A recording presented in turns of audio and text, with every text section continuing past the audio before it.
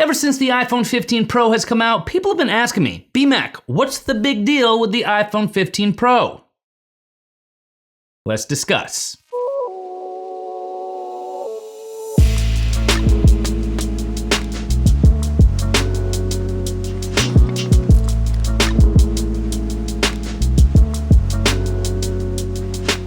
What's up, internet? I'm Brian MacDuff, aka B-Mac, and welcome to another video. So this year's iPhone 15 Pro brings with it some new features and changes that are almost certainly gonna change the iPhone as we know it moving forward, but are all of those changes good changes? That's what we're gonna find out. First things first, I need to give a huge thank you and a shout out to Apple for actually sending out an iPhone 15 Pro and an iPhone 15 Pro Max for me to be able to check out and review. So Apple, thank you. I appreciate you. But with that having been said, let's just get right into the nitty-gritty of this new iPhone by talking about one of the most prominent changes that came with it, the design, and how things are looking on the outside of this new flagship Apple smartphone. Let's just start things out with the obvious. Titanium. The new iPhone 15 Pro devices are available for the first time ever with brushed titanium metal siding as opposed to the usual polished stainless steel siding of the past. The stainless steel sides that we had were pretty much just fingerprint and scratch magnets. But now the brushed titanium siding is helping to mask those fingerprints and scratches and overall feels like it matches better and flows better with the matte glass back. The titanium sides have an ever so slight curve to them that meets the ever so slight curve of the front and glass back edges, allowing for a smoother all-around feel that honestly, I don't think could be improved much more than it already is. The titanium siding is providing the same level of strength that the stainless steel is providing, but at a weight that is half the weight. We're looking at about a 20-gram difference in terms of weight here, which I know 20 grams might not sound like that much on paper, but in everyday life, you are going to notice the difference that 10% lesser weight is providing. And it's one of the things I immediately noticed, especially compared to the iPhone 14 Pro. The only drawback, if you will, that I've noticed here is that the lighter titanium siding is further accentuating the weight difference between the top of the phone and the bottom of the phone, making it feel pretty top heavy. It makes it wanna kind of just fall out of your hands more easily. It is what it is, but it is something I noticed. All the more reason why I'm using the iPhone 15 Pro, especially for one-handed use. But the second major change that was brought about this year is the addition of an action button replacing the Ring silent switch. But the only thing is, I don't really find myself using it.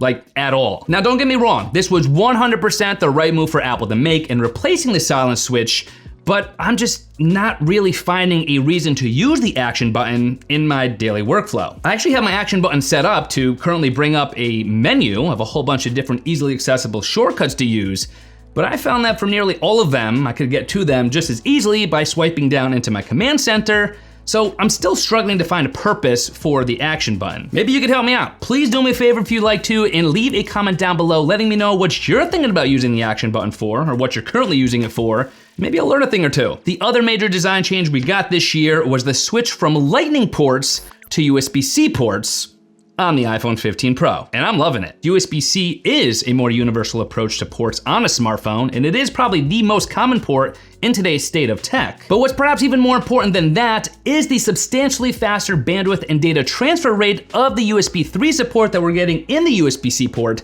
on the iPhone 15 Pro, especially as it compares to Lightning. Now I do want to point out a little side note here. With USB-C, Apple has actually also unlocked the ability to use the iPhone 15 Pro to reverse charge your other devices. You will be limited to just 4.5 watts of reverse charging, and you will be limited to just reverse wire charging. A little bit of a downer there. I wish it was able to wirelessly recharge my various devices, but at least it's a step in the right direction. The iPhone 15 Pro and the iPhone 15 Pro Max both still do come with an IP68 water and dust resistance rating, and they are available in 4 different titanium finishes this year, with natural titanium, blue titanium, white titanium, and the ever so beautiful black titanium. Doesn't really matter what color you go with, they're all beautiful in my opinion. But don't let all these changes that are taking place on the outside distract you from what's going on the inside.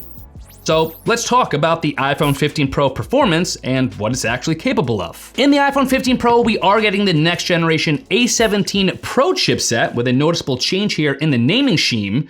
A17 Pro instead of A17 Bionic. You're getting 3nm technology, an additional GPU core and a neural engine with nearly double the number of operations possible per second, and 2 extra gigabytes of RAM. But I know what you're probably asking, how does this transfer to the real world? Based on testing, you're getting a chip built into the iPhone 15 Pro that is almost as powerful as the base desktop chip that Apple puts into their laptop and desktop configurations.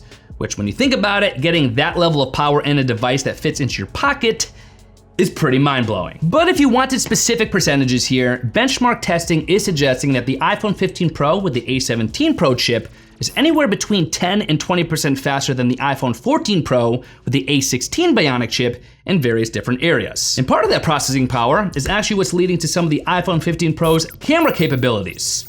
So what are the photos and videos looking like this year when taken on this new iPhone? Simply put, the iPhone 15 Pro camera system is nearly identical to last year's iPhone 14 Pro, at least as it relates to hardware. The one major change is going to be the ability to actually have a 5x optical zoom on the telephoto lens, but that is going to be limited to the iPhone 15 Pro Max, and you're still only getting 3x on the iPhone 15 Pro. But you are also getting some improved coatings on the lenses, which should help overall optical quality. So basically what it all comes down to is the iPhone 15 Pro camera system's capabilities when backed by the power of the A17 Pro chip. It's what's allowing for Smart HDR5, ProRes 4K video up to 60 frames per second instead of just 30 frames per second, a next generation portrait mode, and the big one, the ability to actually record in Apple's ProRes Log profile. Pictures are as beautiful as ever on the iPhone 15 Pro, as they've been for several years now. But overall, I'd say that the photos you're capturing on the iPhone 15 Pro are probably gonna come out a little bit brighter, a little bit richer, and you're probably gonna notice this most when you're taking photos in more difficult lighting situations. But my new favorite feature of the iPhone 15 Pro camera system has to be hands down ProRes Log video recording. Capturing video footage on the iPhone 15 Pro in ProRes Log and then using Apple's own Log to Rec 709 LUT has come up with some of the most natural looking, most cinematic, most impressive iPhone footage that I have ever seen. So darn good and so darn fun, in fact, that I've actually been sneaking in some B-roll shots taken on my iPhone 15 Pro in the ProRes Log format into some of my YouTube videos, Instagram Reels, and YouTube Shorts. So even though the camera hardware is basically the same as last year in the iPhone 15 Pro, the software, the processing power, and the new camera features, I think more than enough make up for any kind of hardware improvement shortcomings that you might have been hoping for or expecting. But let's not forget about how great your photos and videos look when viewing them on your iPhone 15 Pro because of its display, and how things are looking when you're actually looking at the iPhone 15 Pro display itself. Similar to the camera system, the iPhone 15 Pro's display appears to basically be identical to that of last year's iPhone 14 Pro. But there are some key changes here, the first of which are smaller bezels around the front display,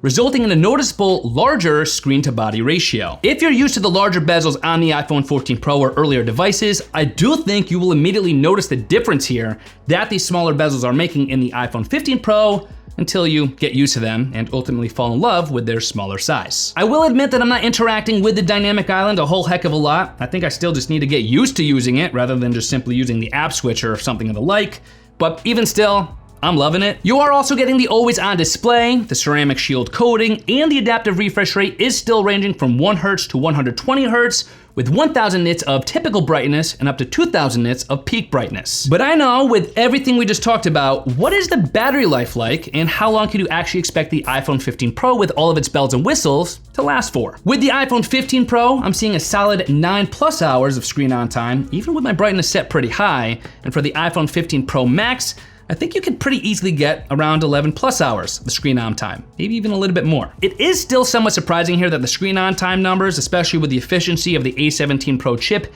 hasn't really changed those numbers a whole heck of a lot. I was expecting the battery to be a little bit better, but all in all, it's pretty much the same, which, listen, in and of itself is not an issue. I still think 9+ hours of screen on time for the iPhone 15 Pro or 11+ hours of screen on time for the iPhone 15 Pro Max is pretty darn commendable. But with all this having been said, here are my final thoughts on the iPhone 15 Pro and whether or not I think it really is such a big deal after all. I am in love with the iPhone 15 Pro. It is now probably my favorite iPhone of all time. Better than any other iPhone, of course, in terms of capabilities and in terms of power. Prettier than any other iPhone, even prettier than I think the iPhone 5, which has remained my favorite iPhone design since its release over 10 years ago. So I think now the iPhone 15 Pro has taken that crown. And then last, but certainly not least, it is most definitely the most pro photo and videographer-based iPhone ever released. Overall, I think it's the culmination of smaller but yet impactful upgrades, features, and changes that have been implemented here into the iPhone 15 Pro that's making it what I think is my favorite iPhone ever made. If you wanna see the latest deals, prices, promos, and information for the iPhone 15 Pro and the iPhone 15 Pro Max, you can of course always head to my affiliate links, bmac.link/iPhone 15 Pro or bmac.link/iPhone 15 Pro Max. Those links will be in the video description box and in the comment section below as well, so be sure to check those out. And don't forget to smash that subscribe button, annihilate that like button, and don't forget to comment down below your thoughts on the iPhone 15 Pro in the comment section. Curious to hear what you think. And in the meantime, I'm gonna go take some more ProRes Log video footage. I can't stop. It's an addiction at this point. It is what it is. And I will see you guys in my next video.